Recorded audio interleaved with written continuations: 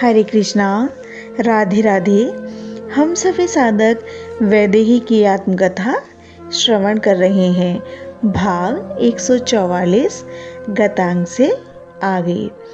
मैं वैदेही पुष्पक विमान उड़ रहा था अपनी गति से। वैदेही, ये देखो, यहाँ कुंभकर्ण का वध किया है, मेरे श्री राम बोले। मैं देखने लगी, ये गड्ढा जो बना है ना, ये कुंभकर्ण के धड़ के कारण है। वो इतना महाकाय था। मैं हंसी तो मेरे श्री राम प्रसन्न हुए और बोले, नहीं, कुंभकर्ण के हाथ पैर मैंने पहले ही काट दिए थे, मात्र धड़ के कारण ये गड्ढा हुआ है। और यहाँ मेघनाद लक्ष्मण ने पीछे से कहा। मैंने पीछे मुड़कर देखा तो हाथ जोड़कर नजरें झुकाकर लक्ष्मण बोल रहे थे। लक्ष्मण को देखकर मुझे पंचवटी की बात याद आ गई। मैंने कितना भला बुरा कहा था इन्हें। ओह, मैं क्षमा मांगना चाह रही थी, पर लक्ष्मण की स्थिति देखकर मुझे उन्हें और संकोच में डालना अच्छा नहीं लगा। हनुमान ने कहा, यह रावण का वध किया था प्रभु ने। तभी एकाएक आंधी चल पड़ी, भयानक आंधी। वृक्ष क्या पर्वत भी उड़ रहे थे उस आंधी में। पुष्पक विमान पर कोई असर नहीं होता किसी का, पर पुष्पक विमान भी इस आंधी के कारण अपना संतुलन खोने लगा था। विभीषण की ओर मेरे श्री राम ने देखा। विभीषण की भी समझ में नहीं आया कि ये हो क्या रहा है। आकाश में उड़ता हुआ एक वज्र आया और वो सीधे हनुमान के ही लगा। ओह, हनुमान मूर्छित हो गए। मेरे श्री राम उठे और अपने सारंग धनुष में बाण लगाकर छोड़ने वाले थे कि उनके बाण को ही काट दिया उधर से। ये कौन है? मैं परेशान हो उठी। महारावण, त्रिजटा बोली। महारावण, ये प्रश्न सबके मुंह से निकला। हाँ, ये क्षेत्र उसी का है, त्रिजटा बोल रही थी और हम सब उसकी बातें ध्यान से सुन रहे थे। लंकापति रावण, हे श्री राम, आप जिसका वध करके आ रहे हैं, वैसे रावण जैसे तो इसके यहाँ अनेक हैं। इसके सेवक ही लंकेश रावण से भी शक्तिशाली हैं। इस तरफ आने से रावण भी डरता था। त्रिजटा बोलती रही। हाँ, एक बार रावण को पकड़ लिया था। किसने? महारावण ने, मैंने पूछा। नहीं रामप्रिया, महारावण के सामने तो कुछ नहीं था वो रावण। इसके छोटे छोटे सेवकों ने ही पकड़ लिया था रावण को और अपने घरों में ले जाकर उसके 10 सिर में तेल डालकर दिया जलाते थे।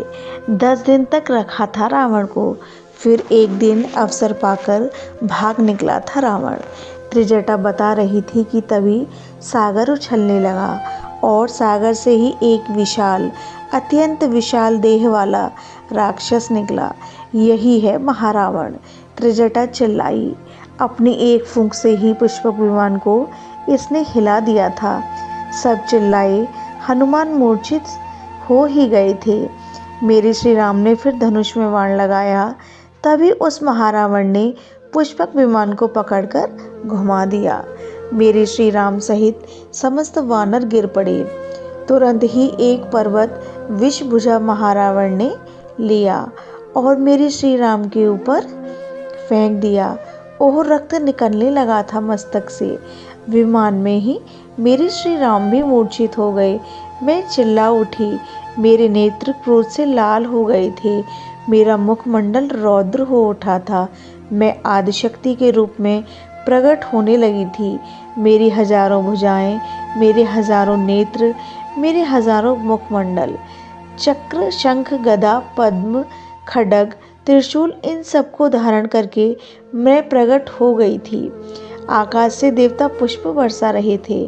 त्रिजटा लड़खड़ाते हुए खड़ी हुई थी और वहीं बोले जा रही थी, श्री राम से इसका वध नहीं होगा। हे राम प्रिया, इसका वध आप ही कर सकती हो। आप ही इसका उद्धार करो। हे भगवती, संपूर्ण सृष्टि आपको वंदन करेगी। इसका शीघ्र वध करो। सृष्टि पालन और संहार आपके द्वारा ही है, आपसे ही है। आप शक्ति हैं, आप ब्रह्मा की आदि शक्ति हैं, अपने स्वरूप को पहचानिए। वो महारावण पुष्पक विमान को लेकर जा रहा था। मैंने मात्र अपने एक अंगूठे से उसकी गति रोक दी। महारावण से अब चला नहीं जा रहा था। वो क्रोधित हो उठा। उसने पुष्पक विमान को फेंक दिया दूर अंतरिक्ष में। हम सब लोग पुष्पक विमान में ही थे, पर मैंने विमान को संभाला और क्षण में ही वो विमान फिर महारावण के सामने आ गया था। अब तो संभल पाता या हम पर प्रहार की कोशिश करता। उससे पहले ही मैंने उसके ऊपर गदा का प्रहार किया। उसका मस्तक फट गया, रक्त के फुब्बारे निकले। वो चीखते हुए सागर में ही गिर पड़ा। उसके गिरने से ऐसी लहरें उठी थी सागर में जैसे प्रलय का ही दृश्य उत्पन्न हो गया हो। सब जय जयकार कर रहे थे मेरी, पर मैंने अपने श्री राम को जब देखा, वो मूर्छित हैं। मैं तुरंत अपने रूप में आ गई थी। मैंने अपने श्री राम को गोद में लिया, उनके मस्तक को सहलाया, तब उनकी मूर्छा टूटी।